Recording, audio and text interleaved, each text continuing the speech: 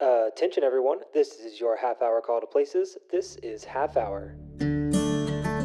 You're listening to Dynamic Dialogues. Whether you're a long-standing professional in the field, an aspiring stage manager, or simply curious about what happens behind the curtain, you're invited to be a part of this immersive journey as we explore the intricacies of leadership, entertainment, and what it means to be human. Welcome back. Today we're going to be discussing challenging personalities and toxic workplace environments, and I know we all have dealt with that at one time or another. Here with me is Helen Moreau, who is a professional stage manager working primarily in dance, and she's currently the production stage manager at Nashville Ballet. Welcome. Thank you. Happy to be here.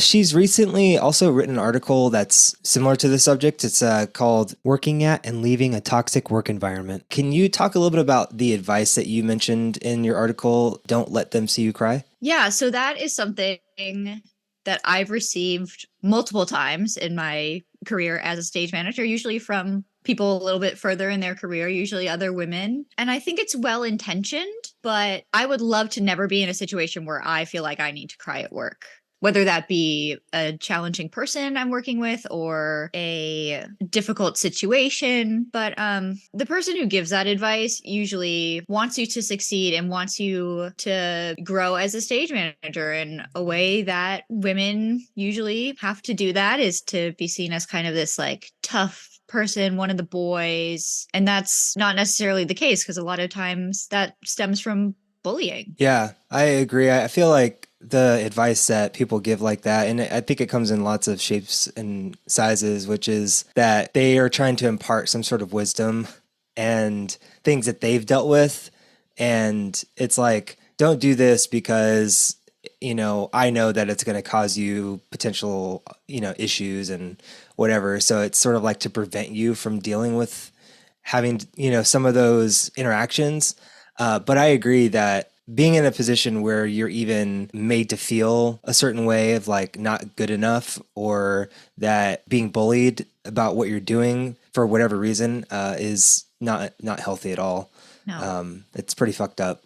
And I think theater is like really like a male dominated environment, so to speak, or I think it comes from that. I think that, in fact, actually, most of the stage managers I have met are females. Yeah, it's Which I was really surprised about that when I first started stage managing, because I thought it was a totally different scenario, which is fine with me. But I was surprised to learn that there are a lot of female stage managers out there. there's this survey that goes out every year that takes a lot of statistics about stage managers and what they're doing and their union or not, but they also take demographics, and professional stage managers are primarily women by like a wide margin. I think women make fantastic stage managers and leaders. I agree. Let's talk about some toxic behaviors that we might see in a work environment and how that might manifest. One that I think everyone can relate to, and I certainly have encountered multiple times, is micromanagement, which I don't think people necessarily categorize as being toxic, but I think that it can really hamper your ability to just do your job and do it well, because if someone's constantly breathing down your neck about what to do, how to do it their way, do it a specific way, I think that can have a really negative impact on you being able to contribute your talent, your way of doing things, because you're hired for a specific reason. And I think every stage manager has their style and the way that they work, and I think that should be valued. And I feel like when people are micromanaged, that it sort of removes the individual piece of it. I am totally in line with you. Micromanaging is almost like the silent form of a toxic workplace, because so many people do it. And I think in this industry particularly, there are a lot of people with perfectionist tendencies. We want everything to go well the first time. A lot of times we're working under this time crunch. So a lot of managers will kind of turn to micromanagement to kind of get things done faster, but it really can beat down a person when they are not allowed to contribute in a way that they were hired to do. I may make paperwork a different way than you do. We have different stage management backgrounds, but both are good and both are valuable. And micromanaging takes away the ability to collaborate, which is so important on a stage management team. Yeah, why do you think people choose to micromanage or go that way? I mean, I don't know if people actually choose it necessarily. Why do you think that people like become micromanagey in situations? It feels a little bit my way or the highway because someone in a position of leadership, maybe doing it for a really long time, they might know this is a way that I do things. This is a way I know it works. You should do it this way. Whenever you encounter that, do you think micromanagement comes from any kind of manager or is it predominantly male? Have you encountered that with Oh, I've females as encountered well? it with everyone. I think it kind of comes from a place of insecurity. And quite honestly, I've encountered it more with female stage managers. Maybe it's just the personality that they have and it has nothing to do with their gender, but it kind of feels like it can come from a place of like an imposter syndrome. Yeah. Yeah. Like not feeling like trying to prove that they know what they're doing in some way because they're like, yeah, do it my way because I know how to do what I'm supposed to do. Put that onto someone else, sort of like projecting in a way. Yeah, it is like projecting. So we've talked about bullying.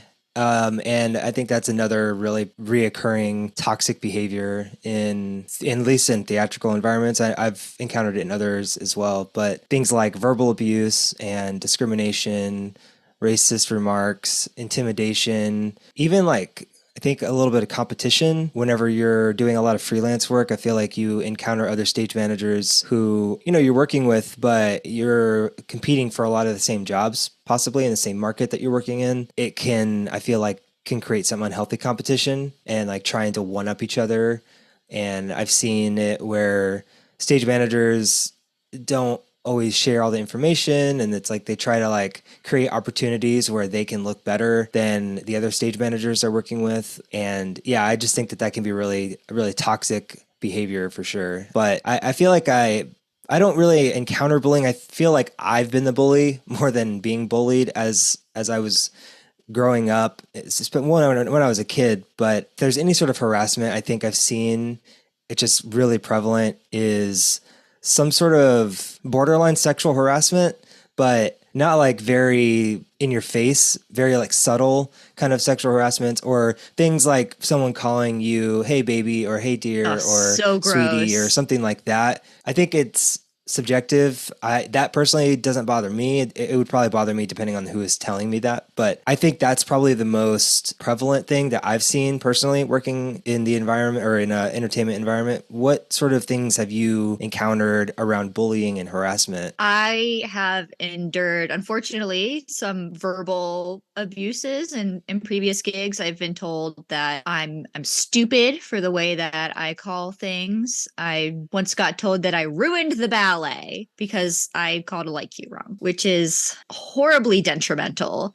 And I think about it to this day, even though it was well over a year ago at this point. Unfortunately, the school that I went to has a nickname, UNC School of the Assholes. I get that one a lot.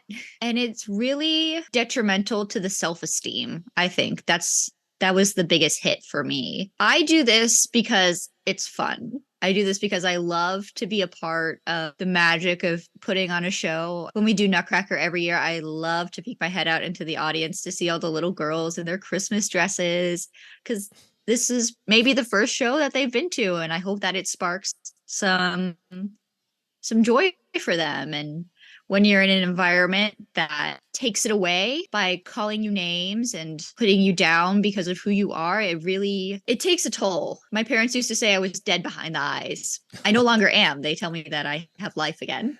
Because I that's an environment I'm no longer in. I feel supported. I feel welcome. There's a sense of collaboration where I what I'm currently working on. And I never want to go back to working with people who use these bullying tactics to express frustrations. How did you process those emotions? How did you deal with that and continue moving forward? In the moment, I think that I tamped it down. I wish that I didn't. I wish that I had spoken up. I heard a story of the stage manager before me who was working at this company who was getting yelled at by someone on the artistic team. And she said, stop. You cannot speak to me that way. That is not professional. And I wish that I had the guts to do that. And I'm still working on that. standing up for myself. It's really hard, especially as someone who's a little bit more introverted, and I'd rather just not have the confrontation because confrontation is scary. But I am working on being the person who can stand up for myself and can stand up for my team in the event that someone is coming in swinging with the insults. Ballet is done so infrequently.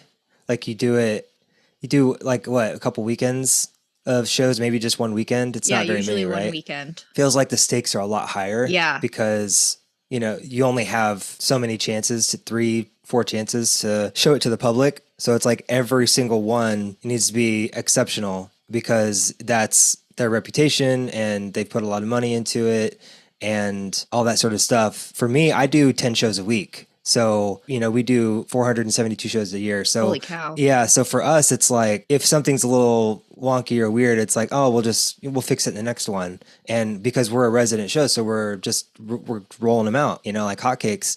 I think the perspective is very different. Stage managing ballet and theater and corporate events, I feel like the stakes are even higher. Yeah. And you get no rehearsal time for that. I sort of understand and can empathize with why someone might be stressed out about things not going quite right, but I think that it's important like you're saying, to reframe what they're saying and to set a boundary and say, hey, I hear what you're saying, I see you're upset, but you can't talk to me that way, and you should take a second to cool down and let's like have a professional adult conversation in like 5 minutes. And I think that's a hard thing to do. It's hard for me as well to be able to speak up like that, especially when the person you might be talking to is the producer who pays you your paycheck. And it's a scary thing to confront that because you don't want to set a bad reputation for yourself. You want to continue working where you're working and have a good working relationship. But I think that setting boundaries is what builds better collaboration and better trust. And Brene Brown talks about this, that you can't build trust without boundaries. And so that's an essential part to building trust, and doing something like what you're saying, where you're saying that you don't appreciate how someone's talking to you, is a really great example of how we can do that. Yeah, she talks a lot about that in her work. Brene Brown is actually a shame researcher, which is really interesting, especially in the context of management, because when something goes wrong, it does feel like shame, especially when you're calling a show, you call the cues wrong. That's my fault. But being able to set those boundaries, especially ahead of time, where everyone is on the same page, I think really can set a good precedent for a good working environment. And creating like a common language of how to talk about things also, I think, is really healthy. I feel like it's really hard to incorporate that with a team that is either not open to it or receptive to it. They don't know very much about it or nothing about it. And there might be one or two people that do. And it's like, how do you encourage those things without coming off as like pretentious or a know-it-all, or like, hey, listen to me, I'm educated. You know, I feel like that's been a really hard thing for me to try to incorporate. So I think that these small little things that we can do can set an example for how to be a better communicator and a better leader. Yeah, totally agree. The way I kind of go about it is by implementing it in my own life, in my own practices, and kind of, walk the walk. I want to be able to show that to my coworkers, that this is how I am going to deal with problems and go about my work. And I hope that they see that and kind of emulate it and pick up on that. And so far, it's been pretty successful. It allows a lot of open communication to happen. And speaking of communication, let's talk about another toxic behavior, which is lack of communication, which I also think maybe some people might not categorize as toxic, but it certainly can have some toxic side effects. People not communicating well, communicating indirectly,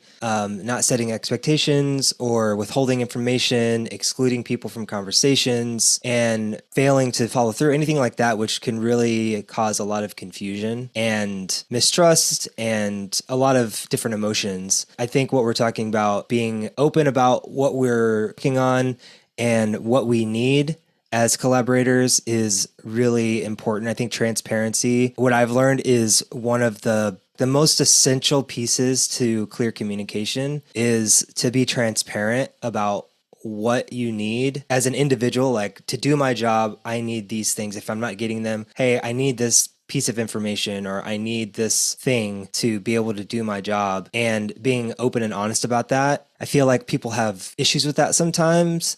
I'm not really sure why. It takes a lot of practice to be a really good communicator. I feel like I have a degree in talking to people, you know? But in Brene Brown's book, she uses the phrase that I adore, clear is kind. And by being a clear communicator, you are doing the kindest thing for all of us, which is just expressing what you need so you can all be on the same page. I think another thing that people do in lack of communication is be a little bit of an information hoarder. So they're the only person that knows this, therefore they are valuable. And that is the thing that grinds my gears the most about people who don't communicate, because Yep, it's me too. ultimately detrimental to the project because they want to feel valuable. Everyone is valuable when you're working on a team. And by being someone who is hoarding information like a dragon with a treasure chest, you're really setting everyone back because of some ego or something else you're working through. Yeah, I worked on this production before I came to Orlando, and it was a large production, and so there had to be like 10 different companies working on this Wow. project. There was like an actual production company who was facilitating the production on site. There was a producing organization. Then there were all the vendors who did the special effects. They did lighting. They did sound. They did the 3D wall. They did front of house, merchandise, scenic design. There were two companies, in fact, that were doing scenic Wow. design. So there was like all these different people. And something I encountered is this information hoarding. Every company, I would say 3 or 4 companies, all had a production manager. They all had a technical director. They all had like a lead person, and they were all on site during load in. And so I was like, who the fuck is the technical director? Who do I go to? Who is the Been production there. manager? Who is leading this production? Why am I here as the production stage manager in load in when there are all these other people doing everything? It was so confusing that I was just like, I don't even know who to go to about anything because everyone thinks they're the boss and everyone has the same title. It was so stupid. And I ran into things so many times where it was like I need this information for whatever reason, and they just like wouldn't give it over. Like they just didn't share information. They might tell you, but they wouldn't email you, or they would only send it to certain people. They wouldn't send it to the whole group. And they justified it by saying, "Oh, well, this is, confidential, and we can only send it to," and this might be true. I could be wrong, but they might have had a confidentiality agreement or a contract or something, and that tied them to only sharing certain things with certain companies. So I can understand that, but from a realistic, practical standpoint, it was such a hurdle to get over. And I constantly was like, why don't we just share this with the whole team? Everyone needs to have this information. There's no reason why they couldn't have this information. And it was just constant. Yeah, I've been in a situation like that as well. I was with the dancers. We were doing this like gala event, and I went to go introduce myself to like the event stage managers, be like, "Hi, I'm Helen. I'm the PSM for this company. I'll be with the dancers." And they're like, "What?" So no one told them I was going to be there. I didn't really know what my job was. All I knew is that I had to be there. And I think a lot of stuff really could have been avoided if we were all looped in on the same conversation. Yeah, and I think it kind of makes the organization of whoever's organizing things, especially if you're visiting a theatrical space that you're going to perform in. To me, it kind of makes them look like they don't have their shit together. They're unprofessional or they don't know what they're doing. When you show up and you're like, "Hey, I'm with this company and I'm going to be with them," and they're like, "Who are you? What are you talking about? I didn't know that." And it's like, well, your team should have told you about this. I don't know why they didn't tell you. So to me, it's kind of puts a bad taste in my mouth when I encounter situations like that, where it's like, okay, you guys have some issues you need to work through, apparently. For Uh, sure. and I think communication, when you encounter those like poor communication, you're like, oh, okay, yeah, there's probably some issues here. But luckily, you're only there for a few days and then you're out. Still, it can be a hard battle, like asking for things that you need on site and then that information not getting to the right people. Or if you're working with one production manager, say there's multiple production managers or there's an assistant and then a production manager, and they're both alternating who's on site when, and you might request something from one and then that information doesn't get to the next person for Oof. tomorrow. and then you show up and you don't have the thing that you need. And it's like, I asked for this yesterday and, oh, well, she didn't tell me or he didn't tell me.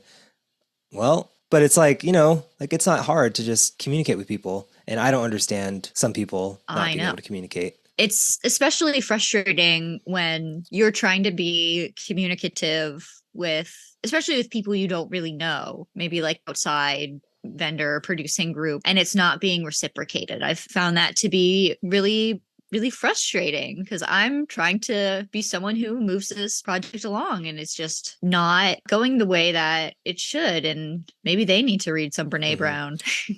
Do you ever find it difficult, or have you ever picked up on anything about not be given the respect because you're a woman? Oh, absolutely. Like I wonder if that also plays into some of the issues that you encounter at venues, especially when you're encountering, male leadership. But I'm just curious what your experience is with that as well. Yeah, unfortunately, that is something that I've dealt with.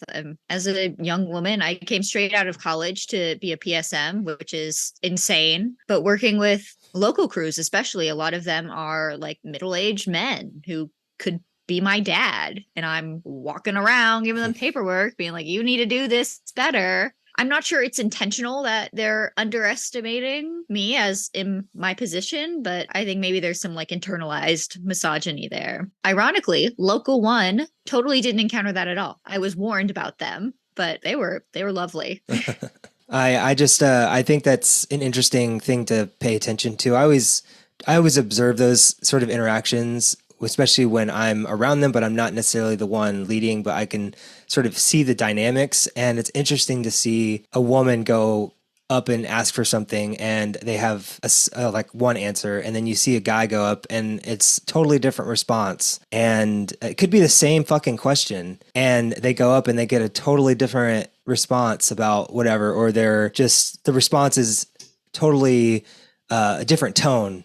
It's just a really interesting thing I am constantly trying to be aware of, and how I can support my team who are in that sort of situation. And I try to point that out as much as I can when it's appropriate. Because, like you said, I think some people just don't realize, they're not aware that it's something that they're doing. It's something that's sort of, it's like a microaggression Mhm. almost. And something that they're not intentionally doing it. It's part of their unconscious bias that Yeah. they have. And I think it just forces us to work a little harder at making those relationships. Where I am now, we work at the same theater every time. I'm starting to really get to know the local crew and get a really good rapport. And maybe in the first show we didn't have that because I was, but yeah, it takes just a little bit of extra work to build that relationship between you and these people who maybe have these unconscious biases. Should I have to do that work? No. And I'm sure it's even harder for a person of color. 100%. A female person of color as well Oof. is even harder. Yeah, it's sad that people have to go through that. Let's talk a little bit about some strategies for setting boundaries. We talked about boundaries a little bit already, but I think it's an important piece of communication and setting expectations for people. We've talked about communication and, being a clear communicator, but I think also something that people have trouble doing is saying no, and saying no that in a way that's not mean, like, no, I'm not going to do that because I don't want to, but, saying no because you just don't have the bandwidth, you don't have the time to contribute to that, or you can't do it right now. How have you been able to practice that? You might still be practicing that on, finding those moments and, identifying the moments that you have to say no, I think is a hard part. But also like actually saying no. Can you talk a little bit about your experience with like setting a boundary with like a request that someone's bringing to That you? is definitely something I'm still working on. Just who I am as a people pleaser. I want to help people. I talk about this in therapy a lot actually. um but being confident enough to say no when you know that you're at your limit, I think it's a really hard skill to develop and something I have kind of started to do, not to get around it, but to still get the work done without putting too much on my plate is to delegate. I'm very lucky to have an assistant stage manager that I absolutely adore work with me. That's not always the case at like regional places. So, and she's really great if we need something, I don't know, like a spot character sheet for the spotlights to look at in the different costumes. That's something I feel comfortable kind of delegating out. Now, bigger stuff, that's really tough for me to say no. I'm still working on that. I feel like I have to put on my like confident pants. Yeah, I think that learning to say no is a hard skill to learn as well. Because, like I said before, it feels like saying no is catastrophic in a way, especially when you're saying no to someone who might be your boss or who's asking you for something and you might be filled with all the tasks that you can take Mhm. on. And I think what you're bringing up, delegation, is a really great way to still be able to do it without saying no, and relying on your team to help you to do that. I think that for me, if I really can't do it, I always say, I hear what you're saying, or I understand that you need me to help you with this, and I don't have the bandwidth or I don't have the time to work on it right now. So I can work on it maybe tomorrow or next week or whatever the timeline might be. I think it's different for everything. Sometimes it might be like, no, I don't have any extra time to contribute to this right now. I think being honest with ourselves about what we're able to do is super important, because if you don't say no and you say, oh, yeah, I can do it, then you are probably not going to do a great job whenever you do work on it because you're busy with everything else. It's going to have detrimental effects on yourself and on your psyche because you're not going to have a lot of sleep, or you're going to be stressed about it, or you're going to maybe start resenting that person for asking you to do it in the first place. And it's like, you could see I'm so busy and you're asking me for all this extra stuff. And so I feel like there's a lot of really a lot of negative side effects to not saying no. But I think once you learn how to foster that skill set, it really can help you balance your workload a lot more. That's what I've learned, but it is really hard. Agree. And our priorities may be different from the person who's asking. If they really need this one thing right now, but I have a million things on my to do list, it might land at the bottom. And that, Hmm. I think being able to communicate what's on your plate is a really valuable skill, and being able to listen to people about what their capacity is, really valuable thing for us in kind of a management position. I agree. So let's move on to how we can confront some of these toxic behaviors and try to affect some sort of change, if possible, as an option before deciding that we want to move on from whatever that is, if it's gone on too long or too far. And you mentioned how we can be direct with people and say, I don't appreciate how you're talking to me right now. I think that's a really effective tactic with confronting toxic behavior. And it could be any sort of behavior that we've mentioned already, or it could be something else that people are experiencing. But I think just being direct about how it's affecting us or how inappropriate it is, or fill in the blank. I think that clearly communicating what's problematic and how it is affecting us is really important. And also communicating to the person with language that is not going to incite blame, and using statements like, I feel hurt whenever you talk to me that way. Something like that frames it in a way that portrays the impact that they have with the words that they're saying. And I think that's a really vulnerable, hard thing to do in cases like that, especially talking about the way that things make us feel. But I think pointing out the toxic behavior is the first step. Definitely. And it can be really difficult to do that to someone who is your boss. It's really tough, and it takes a lot of practice. And I wish that I was able to do it more, but it gives me like a lot of anxiety to say stuff like that. Hard to communicate with people who aren't good communicators. And it feels like you mentioned before, we have to try a little bit harder, and it takes more work to talk to people and to get them in, like, sort of communicating in the same way. And I find it particularly challenging when I'm communicating with indirect communicators, because they're not really telling me what they want to tell me. They're just telling me in a very indirect way. And I have to try a lot harder and ask a lot more questions to actually get what they're trying to tell me. So that's been super frustrating in my experience. Yeah. I think that it's important to document what happens, and I feel like most people forget this because they don't think that anything is ever going to come of it, or um, it seems like ordinary. But I think if there's something that really affects us and really takes a major toll on us, I think it's important to identify, to like realize that in ourselves, and to just like write it down and sort of document what was said and what happened. Because like when things do end up escalating, or say this happens again, it happens multiple times, having some sort of trail. I feel like when things are constantly brought to us and we're faced with this challenging behavior, the more documentation we have on it, the easier it might be to like actually go to HR and say, hey, like this is something that's happened to me multiple times and I need help dealing with this because I have tried multiple times and it just hasn't worked. Yeah, the So, paper trail is so important with stuff like that. Even in regular conversations, I find myself just doing an email follow up, honestly, just as a recap to be like, so it is in writing. And I tell dancers this all the time, like when they need like a video or something from me, like, can you just send it to me in an email so we have it in writing? I think mhm. it's a really good practice to be documenting pretty much everything, conversation like work wise, in the event that something like this happens. So there's something to go back to.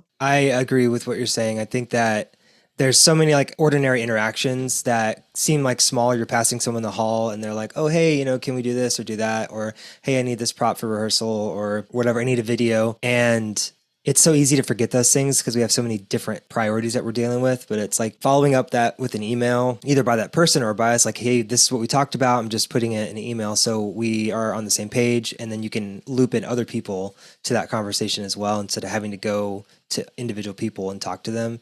So, yeah, documenting any kind of communication, I think, is essential. Interactions you have with someone that is like a confrontation, and I think even summarizing that and like, hey, we talked about this is where we landed with where we're going to move forward from, I think is a good tactic. So they have it.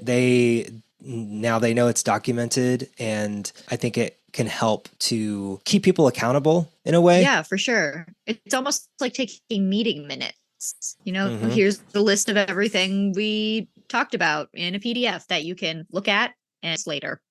I think also a good way to deal with things like we deal with like this is seeking support, asking for help from people, asking for advice, either with people that are in the same organization or maybe someone who is in a different one that you are friends with that is possibly also a stage manager. And you can just be like, hey, I'm dealing with this thing at work and I'm not really sure how to deal with it. Can you give me some advice? Is that something that you practice at work, or do you practice it with people that are outside of the organization? How do you counter that? I feel like all of my friends are stage managers. So when I am encountering something like that, I do feel comfortable talking to, my friends. Maybe they've gone through a similar thing. I've also recently started being a mentee, so I send my mentor very long emails, and she's wonderful and she gives me really good advice. She's been a dance stage manager for forever, so building that community of people you can kind of go to is so valuable. And it's not that I don't feel like I can't go to people at work. I just, no one else is the stage manager. They might not get the nuances. I'm the only PSM there. Yeah, most people don't get the nuances of stage management. And even though people see what we do every day, at least from afar, they don't truly understand the nuances and the details of all of the different things that we have to do. And it's pretty incredible, even working for Cirque. And some of the artists just don't have any clue what we do. Like we're starting to have all the artists shadow in the booth of us calling the show. And the show comes down, they're like, "Oh my God, you do so much." And it's like, yeah, this is only a piece of the pie. This is not even all I do. And I think, and it's not for me to complain or whatever, but it's just I think that most people just don't really understand the amount of commitment that we have to the craft that we do. And that's why we're so good, is because we commit what we do. We love it just like anyone else loves what they do. But I think a lot of people just don't understand that. So it is hard to talk to people, even people who are maybe a production manager or technical director. It's still different, you know. And I'm lucky that I have a team that I work with that I can, you know, bounce ideas off of or whatever. But working as a solo PSM, I could imagine might be difficult in that regard. Yeah, it can be, but I do feel like the support system is there. We actually have a dancer who's interested in learning about stage management. He came to shadow me at the tech table last week. He's like, I just learned so much about what you do. And it's been really interesting to kind of be on the other end of that support giving for him, because he's stage managing one of our community enrichment shows. So I'm kind of the mentor in that situation. And when he runs into trouble, I'm the one he goes to. So Mhm.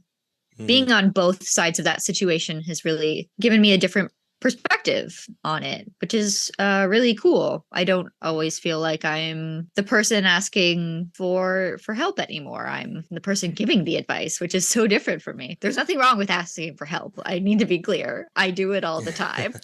I bust into the warehouse at work all the time to be like, what are we doing? Our Mhm. warehouse is attached to our Yeah. studios. It's very cool. How can we prioritize ourselves, mental and emotional health in situations like that? I think taking stock of what your emotions are is really helpful. There's this wheel that a lot of like therapists and social workers will use. It's called the feelings wheel. And we would use it in stage management class too, where it takes these basic emotions like happy or sad or angry, and it parses them out into more specifics. And being able to put a label on what you're feeling is really, really useful, because it kind of leads you into this deep dive on why I'm feeling like this. What are the situations that have put me into this? And it gives a lot of insight to the situations that you have found yourself in. And I think that is a really good first step into making a plan on whether or not you want to stay in this environment or leave. So once you identify your emotions and like kind of how you're feeling, like what steps have you taken to deal with those emotions, like from mental or physical health, and like, or is that like kind of the first step that you in your decision to leave like a toxic Yeah, environment? I think it can be. And I think another thing is to discuss it with some close friends, some mentors, a therapist if you have one, just to get a clear picture on what is happening. You don't want to make a rash decision, obviously. I mean, you don't want to go out in like a ball of fire, because that is not good for anyone. Making your Yeah. intentions clear is so valuable in that really difficult decision making process. It really forces you to evaluate what you need to do to preserve your own mental and physical health.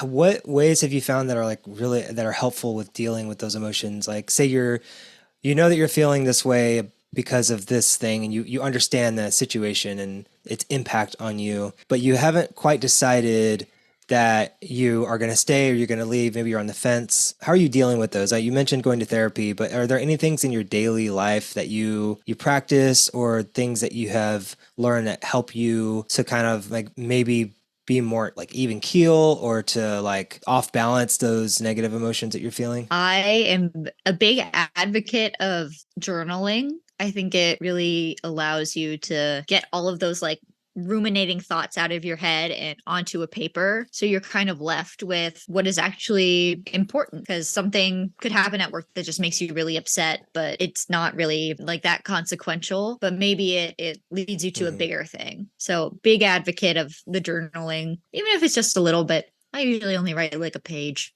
Yeah, I do some journaling here and there. And past couple years, I've actually been doing these like voice memo journal Oh things yeah, I've heard of those. where I just record it. I just record it on my memos app on my phone, and I just talk just about how I'm feeling in any way I want to, and I just kind of get the thoughts out and process through them. For me, I do it more because it's less time. I don't have to sit down and write. Like I can talk a lot faster than I Hmm. can write. So being able to like say it and actually say it in the way that I'm feeling, like if I'm mad, I can actually say it mad and talk about it in a very angry way and just get it out of my system.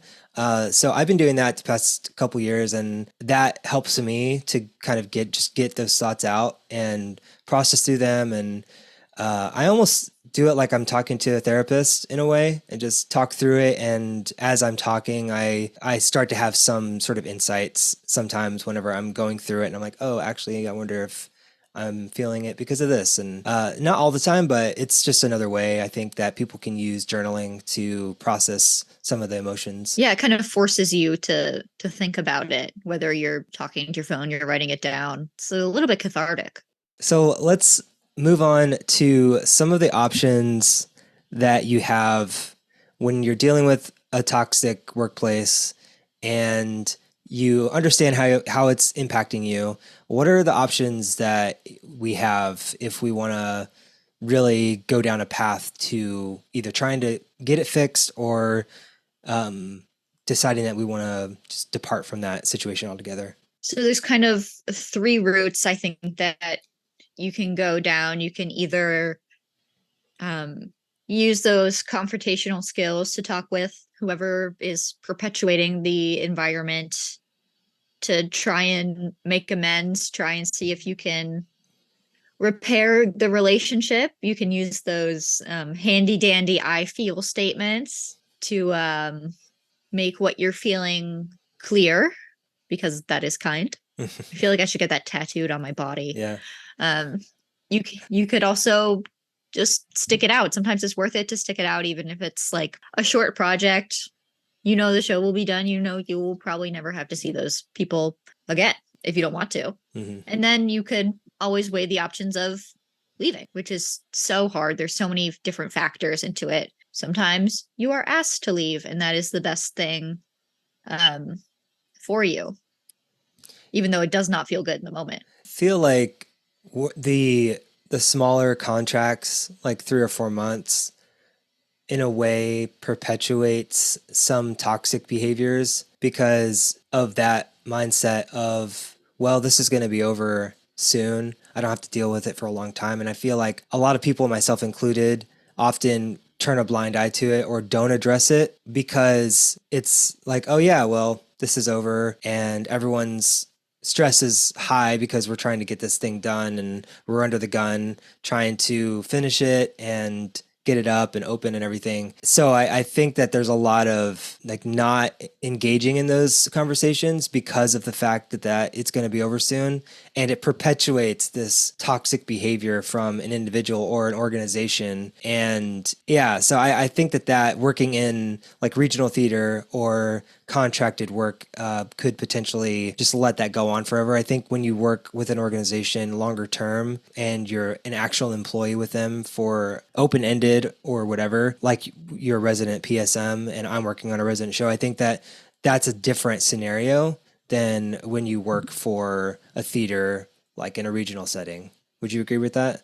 Yeah, I would. I honestly didn't think about that before just because I work so much in resident positions. But you are so right. If everyone has the mindset that this will be over in a couple months, then no one is really taking the lead on making sure that these workplaces are healthy. And we definitely see that in a lot of regional places. I remember when all those articles came out about Williamstown a couple of years ago Mm-hmm. about how everyone was just overworked and stressed, and it finally boiled to a point that it was in the New York Times. Yep. So there's something to be said for keeping any workplace that you're in happy and healthy as much as you can, and advocating for that. Not to say that your reputation won't follow you, because the more that people work with someone who's toxic, the more that that's going to catch up with them eventually. Where because our community is so small and people to talk about, oh yeah, I worked with this person. How were they? Did you enjoy working with them? Were they good?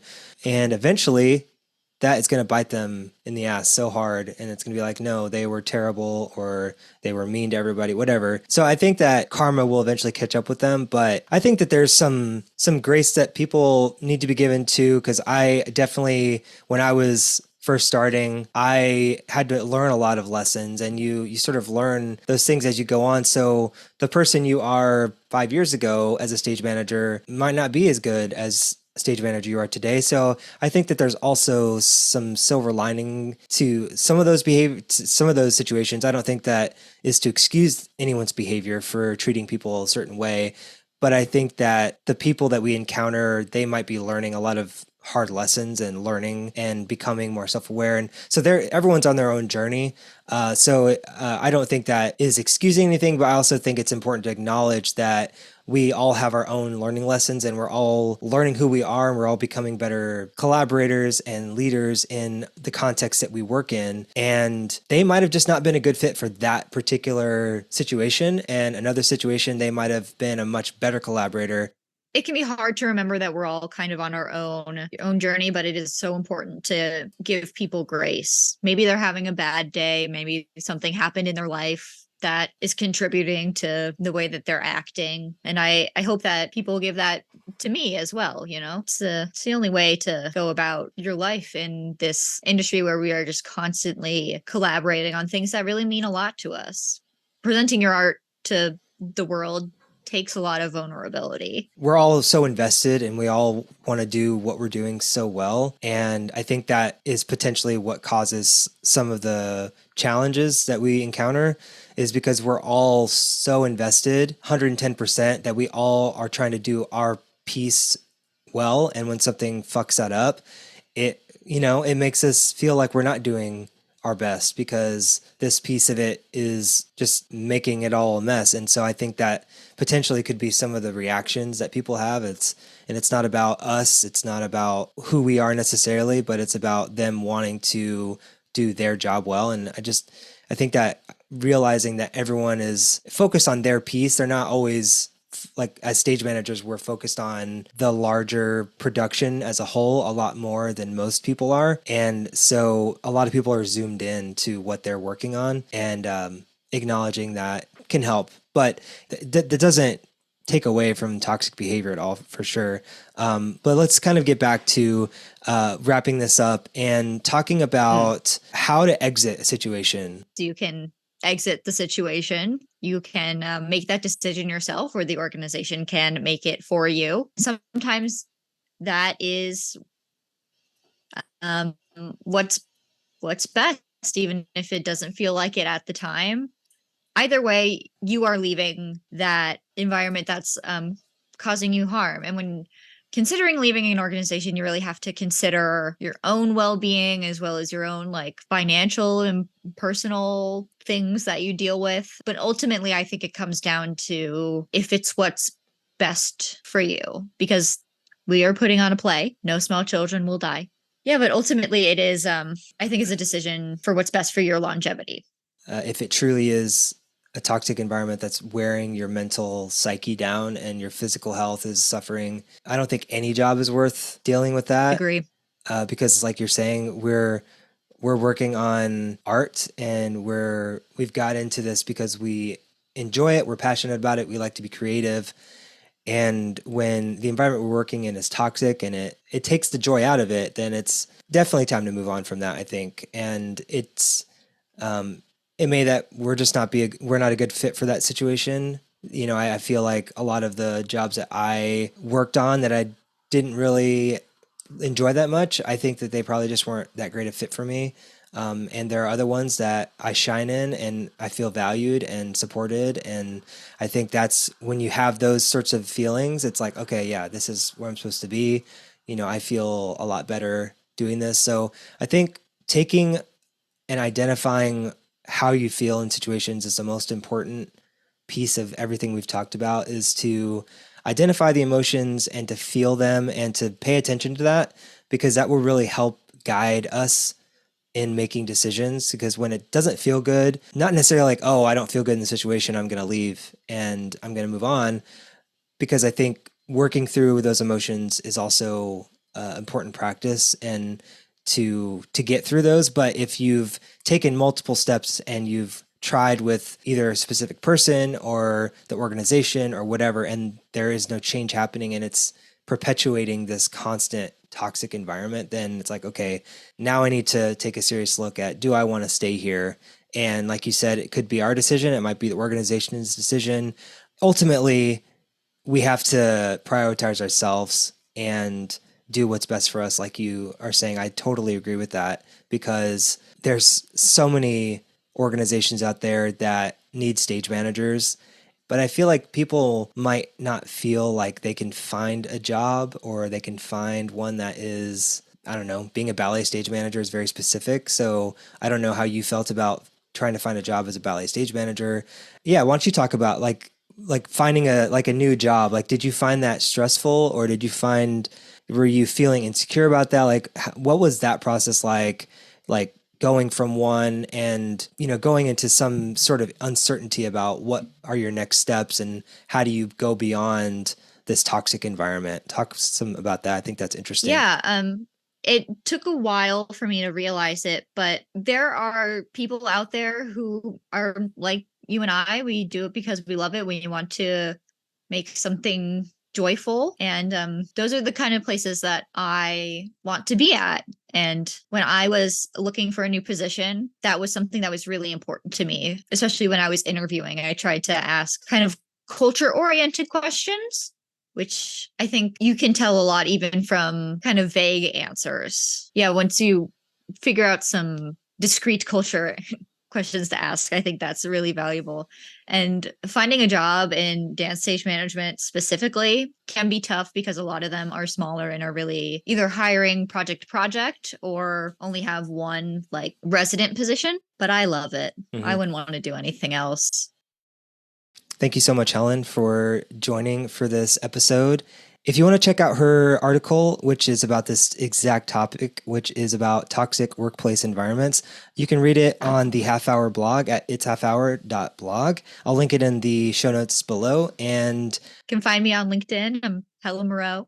On Instagram at Miss_Moreau. I'll also link her social media down below, and you can follow her and if you're interested in anything she's working on. So, yep, we'll talk to you next week. Thank you so much. Thanks for having me. Thanks for listening. If you enjoyed this episode, please consider checking out the Half Hour blog at itshalfhour.blog, where we have multiple articles around leadership topics, communication tips, and much more. So check it out at itshalfhour.blog. If you'd like to learn more and listen more to this podcast, you can check it out at dynamicdialoguespodcast.com. We have new episodes every Monday. Click the subscribe button and you'll be notified when they're released. Bryan off headset.